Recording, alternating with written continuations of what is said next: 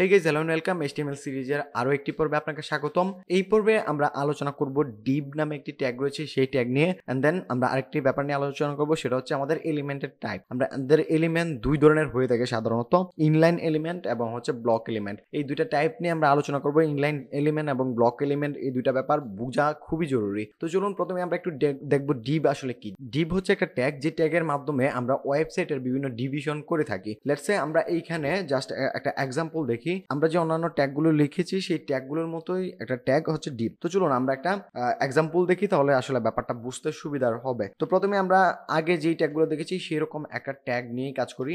Let's say আমরা একটা h2 নিলাম, h2 শুরু করলাম, this is our h2 tag. আমরা একটা জাস্ট র্যান্ডম ডাটা দিলাম, আমরা h2টাকে শেষ করলাম, এন্ড দেন আমরা এইখানে নিলাম একটা পি নিয়ে এখানে জাস্ট আমরা কিছু র্যান্ডম টেক্সট, আমরা পিটাকে আগে ক্লোজ করে নেই।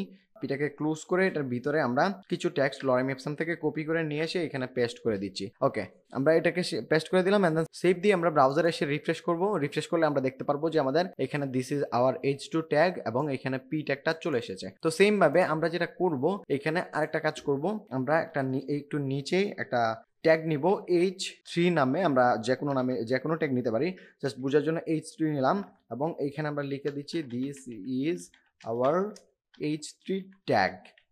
ওকে, সেম ভাবে এটার মধ্যে আমরা একটা পি ট্যাগ নিব, পি ট্যাগটা নিয়ে পি ট্যাগটা শুরু শেষ করে টেক্সটগুলো পেস্ট করে দিলাম এবং এটার নিচে আমরা একটা অ্যাঙ্কর ট্যাগ নিব। আপনারা জানেন অ্যাঙ্কর ট্যাগ কেন নেওয়া হয়। অ্যাঙ্কর ট্যাগ নেওয়া হয় কোনো কিছু লিঙ্ক আপ করার জন্য। href এ আমরা দিয়ে দিলাম www.google.com এবং এটা টেক্সটটাতে আমরা দিয়ে দিলাম ক্লিক হেয়ার, জাস্ট ক্লিক দিয়ে দিলাম, সেভ দিচ্ছি। সেভ দিয়ে আমরা ফ্রন্ট এন্ডটিকে রিলোড করব, তাহলে দেখতে পাচ্ছি যে আমাদের এখানে দুইটা আলাদা আলাদা সেকশন কিন্তু হয়েছে। এখন আমি চাচ্ছি যে আমার এই যে একটা সেকশন h2 এবং এই প্যারাগ্রাফ, এটা মিলিয়ে একটা সেকশন, এবং নিচে এখানে আছে h3 এবং একটা পি ট্যাগ এবং একটা অ্যাঙ্কর ট্যাগ, এটা একটা সেকশন। এই দুইটা সেকশনকে আলাদা করতে, তো এটাকে যদি আমি আলাদা করতে চাই তাহলে আমাকে যেটা করতে হবে, লেটস আমি এটার ব্যাকগ্রাউন্ড কালার দিতে চাচ্ছি। তো ব্যাকগ্রাউন্ড কালার যদি আমি দিতে চাই তাহলে আমরা কি করতাম আসলে, আমরা এইখানে একটা অ্যাট্রিবিউট নিতাম স্টাইল নিয়ে, এন্ড দেন হচ্ছে আমরা সেখানে দিতাম ব্যাকগ্রাউন্ড। আমরা দিতে চাচ্ছি রেড দিয়ে দিচ্ছি। রেড দেওয়ার পর আমরা যদি ফ্রন্ট এন্ডে গিয়ে রিলোড দিই, দেখবো আমাদের শুধু h2টা আমাদের রেড হয়েছে। এখন সেম ভাবে আমরা যদি চাই যে আমরা পিটাতে দিব, সেক্ষেত্রে আমরা এখানে আরেকটা ট্যাগ নিতে হবে, নিয়ে ব্যাকগ্রাউন্ড লিখতে হবে, তারপর এখানে আবার কালারটা দিতে হবে। দিয়ে আমরা যদি সেভ দিই, তারপর আমরা যদি গিয়ে রিলোড করি, তাহলে দেখবো এটাতেও আসছে, কিন্তু মাঝখানে কিন্তু ফাঁকা জায়গা অলরেডি নিয়ে নিয়েছে। আমরা চাচ্ছি যে না, এটা একটা সেকশন, এই সেকশনটার পুরো একটা ব্যাকগ্রাউন্ড কালার হবে। সেই ক্ষেত্রে আমরা যেটা করব, এই পুরো যে ট্যাগগুলো রয়েছে, এই দুটা ট্যাগ, এটাকে একটা ডিভিশনে রাখবো, মানে হচ্ছে একটা ডিভের মধ্যে রাখবো। তো আমরা যেটা করবো, এখান থেকে অ্যাট্রিবিউট গুলোকে তুলে দেই। আমাদের অ্যাট্রিবিউট গুলো এখন আর প্রয়োজন নেই, আমরা বোঝার জন্য এগুলো দিয়েছিলাম। আমরা একটা ডিভ নিব, এই দুটাকে কেটে দিলাম। কাটার পর আমরা পুরো কোডটাকেই কেটে নিচ্ছি। কাটার পর এখানে আমরা একটা ট্যাগ নিব, অন্যান্য ট্যাগের মতো ডিভিশন, অ্যান্ড দেন নেওয়ার পরে এইখানে এটার ভিতরে আমরা এগুলোকে পেস্ট করে দিচ্ছি।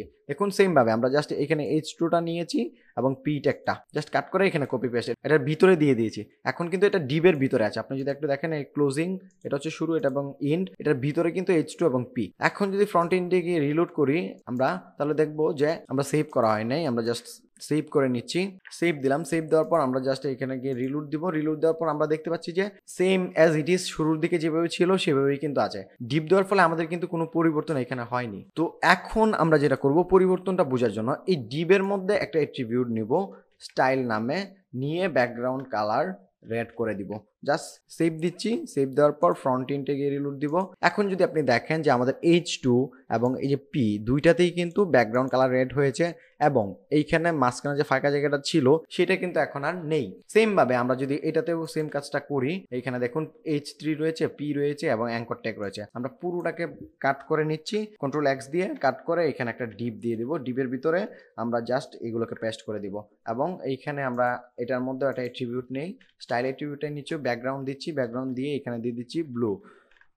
ব্লু দিয়ে আমরা সেভ দিচ্ছি। সেভ দেওয়ার পর ফ্রন্ট এন্ডে গিয়ে রিলোড দিব, তাহলে দেখবো এই জায়গায় কিন্তু আমাদের এটা ব্লু চলে আসছে। তো এই হচ্ছে মোটামুটি ব্যাপার আমাদের ডিপ ট্যাগ বা ডিভিশন ট্যাগের।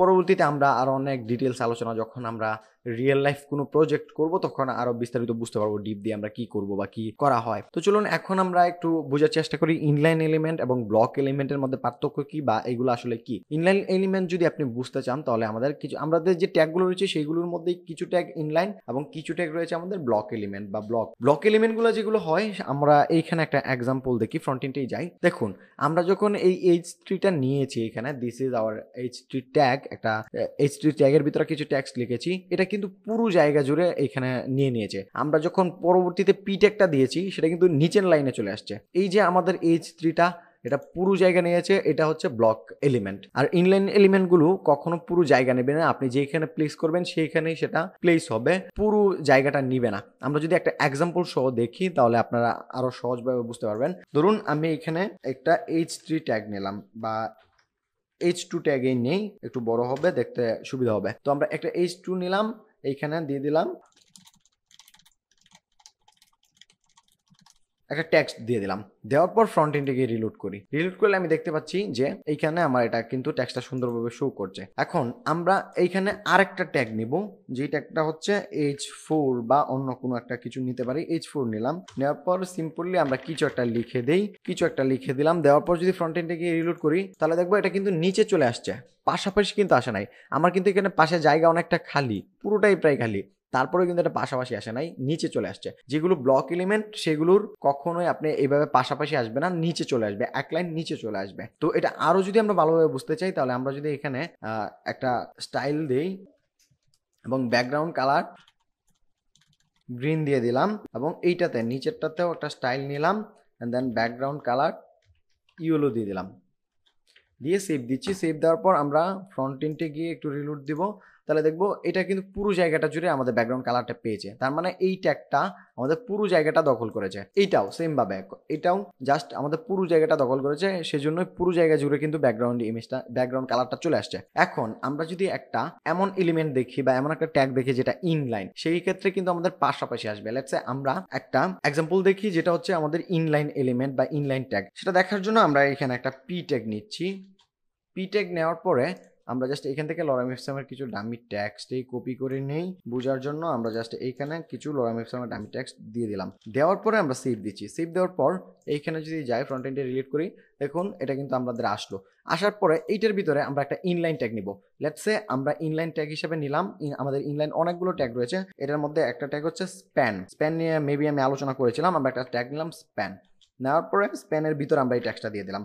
এখন এইটাও কিন্তু নর্মাল অন্যান্য ট্যাগের মতো একটা ট্যাগ, পি ট্যাগের ভিতরে দিয়েছি, এখানে দেখুন চলে আসছে। এখন আমরা এইখানে দিয়ে যদি রিলোড করি তাহলে দেখবো আমাদের কোনো পরিবর্তন নাই। এখন এটা কিন্তু ভেঙে নিচে আসার কথা ছিল, আমরা যখন একটা ট্যাগের ভিতরে আরেকটা ট্যাগ দিলাম এটা নিচে আসার কথা ছিল, এটা ইনলাইন হওয়াতে এখানে কিন্তু এটা আসেনি। লেটস সে আমরা যদি এখানে বোঝার জন্য এটার ভিতরেই এইটুকু টেক্সট কাট করে আমরা জাস্ট একটা h2 দিয়ে দিলাম, h2 ট্যাগ দিয়ে দিলাম, দেওয়ার পর এখানে এটা পেস্ট করে দিলাম। টাইপ টেস্টিং এই টেক্সটটা আমরা জাস্ট h2 এর ভিতরে দিয়ে পেস্ট করেছি।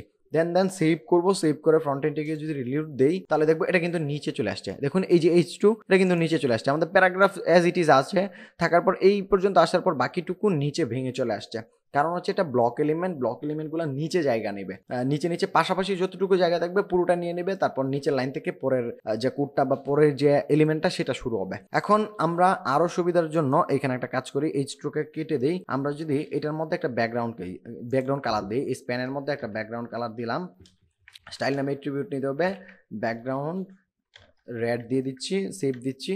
এখন যদি এটা গিয়ে রিলোড করি, দেখুন এটা কিন্তু পুরোটা জুড়ে ব্যাকগ্রাউন্ড কালার পাইনি, এটা জাস্ট সিম্পলি এই প্রিন্টিং যে টেক্সটটা এই টেক্সটের নিচেই পেয়েছে, কারণ হচ্ছে এটা একটা ইনলাইন এলিমেন্ট। এইভাবে আমাদের অ্যাঙ্কর ট্যাগ রয়েছে। লেটস সে এইখানে আমরা যদি এইখানে আমরা দিলাম ক্লিক মি, এইটুকু টেক্সট, এই টেক্সটটাকে আমরা কাট করছি, আমাদের একটা অ্যাঙ্কর ট্যাগ রয়েছে, অ্যাঙ্কর ট্যাগটা আমরা নিব। এইখানে অ্যাঙ্কর ট্যাগটা ক্লোজ করি, ক্লোজ করার পর এটার ভিতরে href হবে, এটা www.google.com দিয়ে দিলাম।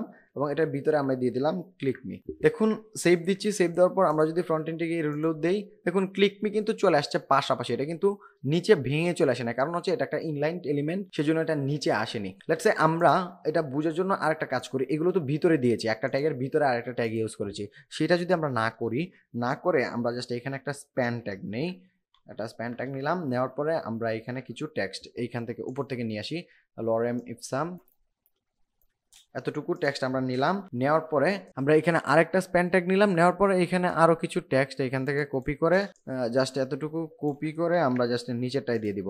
দেওয়ার পর এখন দেখুন আমাদের কিন্তু এখানে লাস্ট টেক্সটটা হচ্ছে অফ দা। আচ্ছা, এটার পরে ইন্ডাস্ট্রি, দেখুন এটা কি এখন ফ্রন্ট এন্ডে গিয়ে রিলুট দিব, রিলুট দেওয়ার পর দেখবো এটা কিন্তু নিচে নিচে আসেনি, এইখানে আমরা একটা মেবি কোথাও মিস্টেক করেছি, পুরোটা একটা অ্যাঙ্কর ট্যাগের ভিতরে চলে আসছে। আমরা একটু দেখি, আমাদের অ্যাঙ্কর ট্যাগটা এখানে ক্লোজ করা হয়নি, সেক্ষেত্রে এটা চলে আসছে। আমরা জাস্ট এইখানে অ্যাঙ্কর ট্যাগটাকে ক্লোজ করব, জাস্ট এইভাবে এটাকে ক্লোজ করে দিব, সেভ দিচ্ছি, উপরে ক্লোজ করা হয় নাই, সেজন্য নিচের ট্যাক্সগুলো অ্যাঙ্কর ট্যাগের ভিতরে চলে আসছিল। আমরা জাস্ট এটা ঠিক করে দিলাম। এখন দেখুন আমাদের এই যে ট্যাগসটা, এটা কিন্তু দুইটা আলাদা আলাদা ট্যাগের মধ্যে রয়েছে, স্প্যান নামেই দুইটা ট্যাগ রয়েছে, কিন্তু এটা কিন্তু নিচে নিচে আসেনি, কারণ হচ্ছে এটা ইনলাইন এলিমেন্ট কখনো নিচে নিচে আসবে না, পাশাপাশি আসবে। তো এই ছিল মোটামুটি আমাদের আজকের ভিডিও, দেখা হচ্ছে পরবর্তী পার্টে, সেই পর্যন্ত ভালো থাকুন, সুস্থ থাকুন, আল্লাহ হাফেজ।